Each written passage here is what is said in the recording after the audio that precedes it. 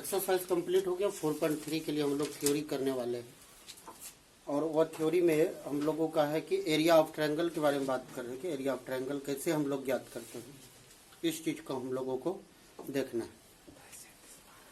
तो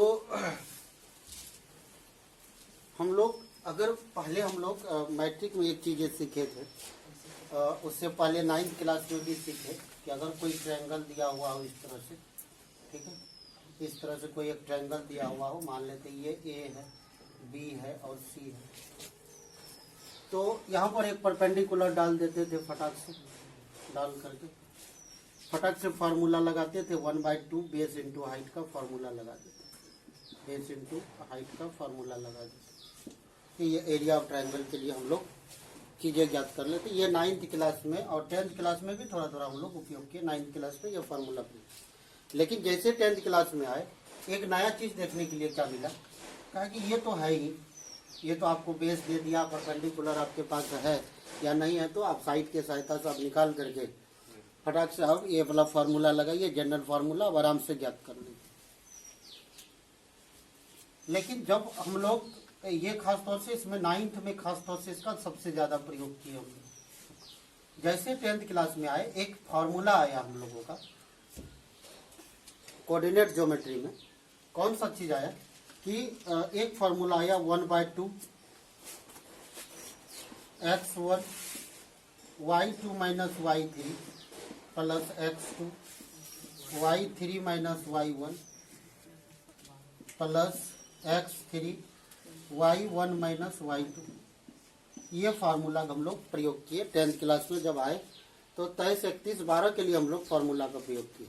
ये 23 याद करने के लिए हम लोग ऐसे बोले थे कि 23, 31, 12 का हम लोग प्रयोग करके फार्मूला, ये 10th क्लास में एक एक्सरसाइज ही हम पूरा एरिया ऑफ ट्रायंगल के लिए है ना हम लोग प्रयोग किए थे, और 10th क्लास में इसको हम लोग भरपूर प्रयोग करके हम लोग पढ़े थे। खास तौर से 10th की बात ही ना करें, 11th में भी आए तो हमको थोड़ा थोड़ा इसका जरूरत पड़ा। कुछ सवाल में हम लोग 11th में भी इसका, जब स्लोप ऑफ चैप्टर पढ़ रहे थे तो उस समय में भी इसका हमको जरूरत पड़ा और हम लोग इसका प्रयोग भी किए, भरपूर प्रयोग किए थे इसका। और 11th में 10th क्लास में भी हम लोग इसको देखे थे, और उसके बाद 11th में भी हम लोग कोशिश किए थे कि इसको कुछ बातों को प्रूव करने के लिए, और किए भी थे, टाइम मिला था तो कोरोना के लेकर के तो नहीं हो पाया था, लेकिन बहुत सारा किए हुए भी थे कि ये चीज़ें कैसे आया। फिर डिस्टेंस वगैरह का फार्मूला आया था, दूरी सूत्र का, जो हम लोग प्रयोग करते थे। ये सब चीज़ों का भी हम लोग मेन रूप से इसमें प्रयोग करके हम लोग निकाले। लेकिन जब हम लोग 12th में आए, अब हम लोगों को कहा कि अब ये सब चीजें जो आप ज्ञात किए तो आप तो सीख लिए, उससे अब कोई मतलब नहीं है हमको। लेकिन अब जो हमको इसी ट्रायंगल का एरिया जो निकालना है वह डिटर्मिनेंट का प्रयोग करके निकालना है। किसका प्रयोग करके निकालना है? डिटर्मिनेंट का प्रयोग करके निकालना है। और अब हमको बतला दीजिए कि अब जो ये चीजें कर रहे हैं, ये तो आप 10th क्लास में भी प्रयोग किया, 11th में, लेकिन जैसे 12th में आए कहा कि ये आप इसका जो प्रयोग करेंगे आप डिटर्मिनेंट का प्रयोग कीजिए।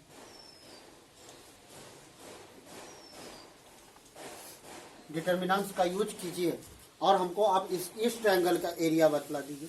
लेकिन इस ट्रायंगल का एरिया ज्ञात करने के लिए सबसे पहले क्या होता था, वर्टेक्स आपको दिया हुआ रहता था, इसको हम लोग x1 मान लेते थे, इसको y1, ये x2 हो जाता था, और इसको y2 मान लेते थे, इसको x3 और y3 मान लेते थे, इस तरह से।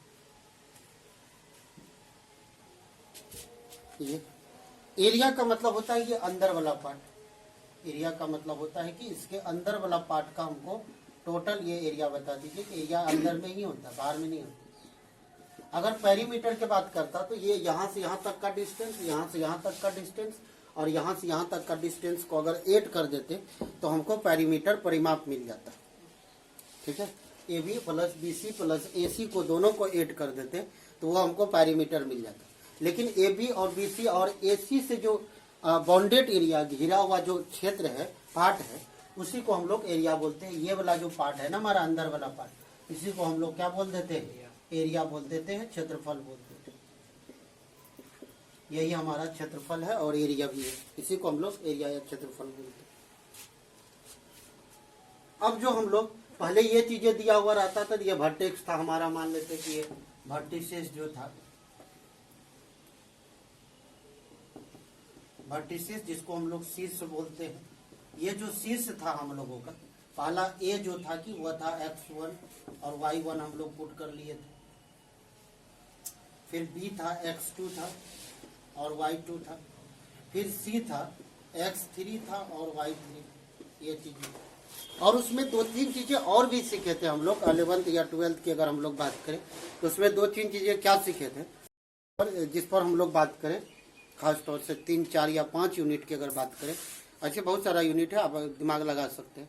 उस पर वह कभी नेगेटिव नहीं होता। जैसे एरिया की बात करें, वॉल्यूम के बारे में बात करें, है ना, डेंसिटी के बारे में बात करें, लेंथ के बारे में बात करें, ब्रेथ के बारे में बात करें, हाइट के बारे में बात करें, स्पीड के बारे में बात करें, डिस्टेंस के बारे में बात करें, एज के बारे में बात करें, टाइम के बारे में बात करें, है ना, वेट के बारे में बात करें, तो ये सब कभी नेगेटिव नहीं होता है। जैसे हमने अभी बताया ना कि जैसे आयतन की बात करें, क्षेत्रफल के बारे में बात करें, घनत्व के बारे में बात करें, लंबाई के बारे में बात करें, चौड़ाई के बारे में बात करें, ऊंचाई के बारे में बात करें, दूरी के बारे में बात करें, चाल के बारे में बात करें, वजन के बारे में बात करें, उम्र के बारे में बात करें, कभी ये नेगेटिव नहीं होता। कोई आदमी ऐसा बोला कि मेरा वजन -5 kg है, ऐसा कोई बोला है क्या? कोई ऐसा बोला कि मेरा उम्र जो है कि -4 वर्ष है? नहीं हो सकता। कभी बोला? कोई बोला कि -4 बजा है? तो ये सब नेगेटिव नहीं होता है ना। कोई बोला कि हमने -2 किलोमीटर दूरी तय किया है? नहीं, ये सब नेगेटिव नहीं हो सकता है।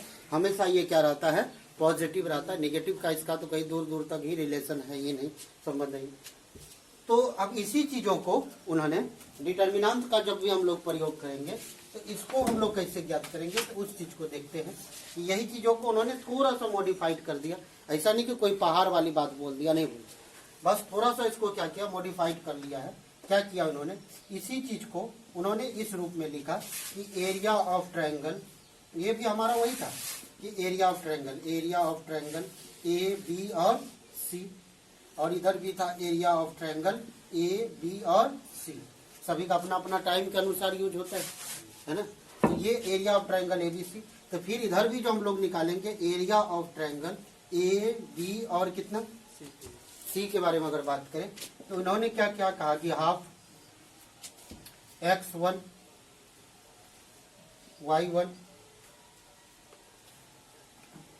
ऐसे लिख देते हैं, x1 x2 और x3, y1 y2 y3, 1 1 और 1। कुछ नहीं किया है, थोड़ा सा मॉडिफाइड कर दिया। बिल्कुल सही लिखे हुए, थोड़ा सा मॉडिफाइड किया उन्होंने, और कुछ नहीं करना। अगर इसको एक्सपोंडेट करोगे तो फिर यही चीजें मिलेगी। अगर इसको एक्सपोंडेट करोगे तो फिर कौन सा चीजें मिलेगी, यही चीजें मिलेगी जो ऊपर में लिखा हुआ, वही चीजें मिलेगा। अगर एक बार करके देखना है तो देख सकते हो। कैसे करके दिखाए, यहाँ करके दिखा देते हैं। हाफ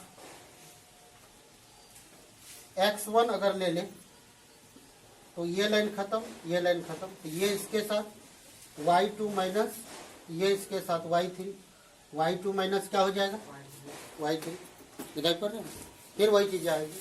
फिर हम लोग क्या लेंगे, x2 ले लेते हैं, तो यहाँ पर माइनस पर ले लेते हैं -x2, क्योंकि हमको इसी चीज को इधर से आना पड़ेगा। तो ये लाइन खत्म, ये लाइन खत्म, ये इसके साथ करेंगे तो क्या हो जाएगा y1 माइनस y3 प्लस, फिर x3 ले ले, x3, तो ध्यान से देखोगे तो ये लाइन खत्म, ये लाइन खत्म, तो y1 minus y1 minus y2। अब यहाँ देखो कि यहाँ पर ये x2 है, यहाँ पर भी x2 है, लेकिन यहाँ प्लस में, यहाँ माइनस में, लेकिन अंदर वाला पार्ट को ध्यान से देखोगे तो तुमको समझ में आएगा। समझ में आ रहा है ना। अगर इसको पलट देंगे, इधर कर देंगे 3 और इधर क्या कर देंगे 1, ये माइनस माइनस क्या हो जाएगा, प्लस हो जाएगा। तो चीजें कुछ भी नहीं है कि कोई नया चीज बताया गया, नहीं, उसी चीज को थोड़ा सा उन्होंने क्या कर दिया, मॉडिफाइड कर दिया। और किसके रूप में लिखा हुआ, डिटर्मिनेंट्स के रूप में।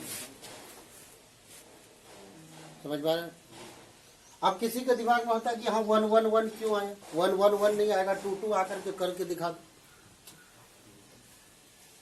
अरे यहाँ 1 1 नहीं आएगा तो 2 2 पर करके दिखा दो, इतना ला दो ना, फिर इतना आना चाहिए ना, कि कोई नया चीज थोड़ी ना जाना चाहिए, नहीं वो नया चीज फर गया है, नहीं आना चाहिए। उसी चीज को क्या किया है कि थोड़ा सा मॉडिफाइड करके ये एक्सपोंडेड के रूप में लिखा हुआ है और ये विदाउट एक्सपोंडेड के रूप में लिखा हुआ है।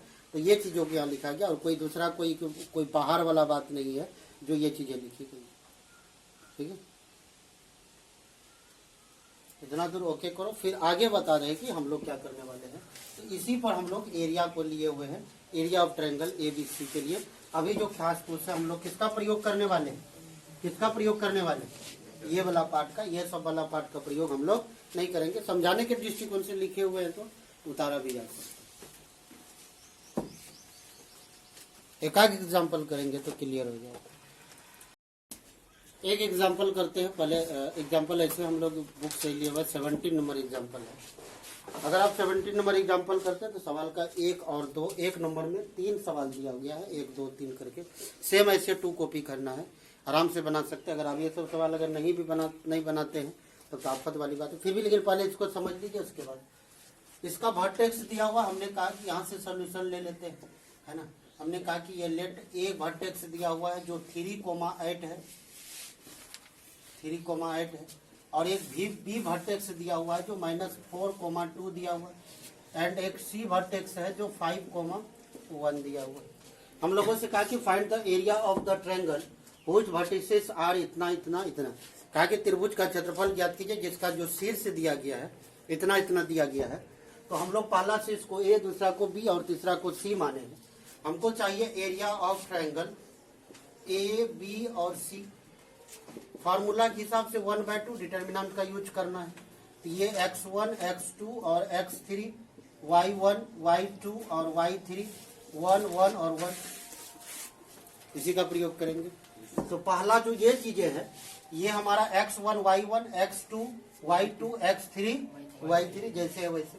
तो 1/2 x1 3 x2 -4 x3 5।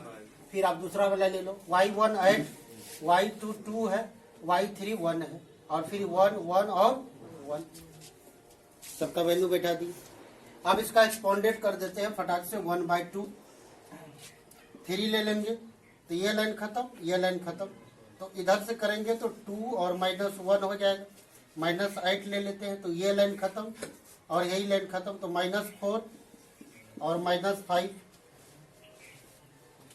और उसके बाद प्लस का 1 ले लेते हैं तो ये लाइन खत्म, ये लाइन खत्म। तो -4 और माइनस का 10 हो गया। ये 1/2, ये 3 बचेगा इधर, क्योंकि 2 में से 1 जाएगा तो 1, 1 को 3 से करेंगे तो 3। अब इधर देख लेते हैं कि 5 और 4 -9 हो जाएगा। -9 को -8 से करेंगे तो +72 हो जाएगा। और इधर करेंगे तो -10 और -4, -14 को 1 से करेंगे तो -14। तो ये 1/2। अब इधर देख लेते हैं कि 75 - 14 कर लेते हैं तो 1/2। तो इधर हो जाएगा कितना 1, और इधर बच जाएगा कितना 6, तो 61। तो 61 बाई कितना हो गया 2 स्क्वायर। तो ये हमारा क्या निकल गया, एरिया निकल गया 61 बाई कितना 2 यूनिट स्क्वायर यूनिट। एरिया को जब भी लिखेंगे तो वर्ग इकाई में लिखेंगे। किसमें लिखेंगे, वर्ग इकाई में। तो स्क्वायर यूनिट लिखा हुआ है। तो बस हो गया, इतना दूर कर देना, बात खत्म हो गई। कुछ है ही y3 होगा तो y3 कर दीजिए, या y3 हो गया हाथ। तो ये हो गया। अब एक्सरसाइज का 1 नंबर सवाल में 3 सवाल दिया गया, आराम से बना सकते हो। सेम टू कॉपी करना, क्या करना है, सेम टू कॉपी करना है। फिर आगे देखते हैं कि आगे का प्रोसेस क्या है और क्या क्या करना है, उसको भी देख लेते हैं।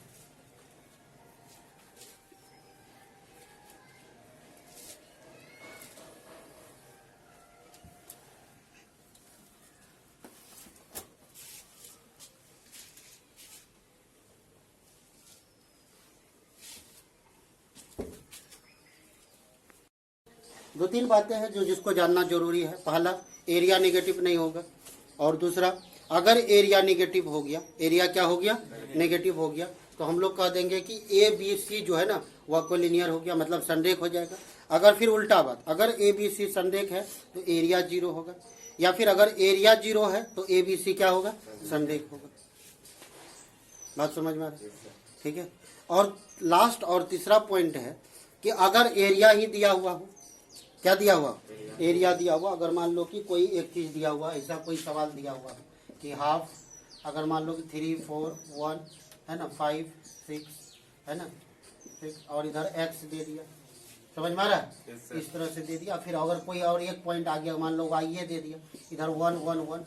अब एरिया सपोज दैट कुछ भी मान लेते अपना मन से, एरिया कुछ भी दे दिया, अगर मान लो कि 20 दे दिया, 20 दे दिया, तो इनमें से हमको कहेगा कि इनके बीच में अब जो है ना, अब जो वैल्यू है, या फिर पहले एक सिंगल वाला बताते हैं। अगर मान लो कि यहाँ पर कुछ वैल्यू ही दिया हुआ है और यहाँ पर क्या दिया हुआ, के दिया हुआ, क्या दिया हुआ, तो कहेगा कि ये के का मान ऐसा कोई के का मान बतलाओ ताकि इसका एरिया कितना हो जाए, 20 यूनिट हो जाए, 20 यूनिट हो जाए। तो यहाँ पर जो के का वैल्यू होगा, के का वैल्यू या तो वह पॉजिटिव हो सकता है, समझ में आ रहा है, के का वैल्यू क्या हो सकता है, पॉजिटिव भी हो सकता है, और अरे आप कैसे तुम कंफर्म करोगे कि धनात्मक के होगा, ऋणात्मक भी तो हो सकता है। अगर 2 हो सकता है, -2 आ गया, हो सकता है +2 आ गया, या 3 आ गया, -3 आ गया। तो ये जो के रहेगा ये पॉजिटिव भी हो सकते हैं और नेगेटिव भी हो सकते हैं, समझ रहे। तो यहाँ पर कहाँ कहाँ प्लस माइनस लगाते रहेंगे, यही प्लस माइनस उठा करके हम लोग कहाँ लिखते हैं, यहाँ पर।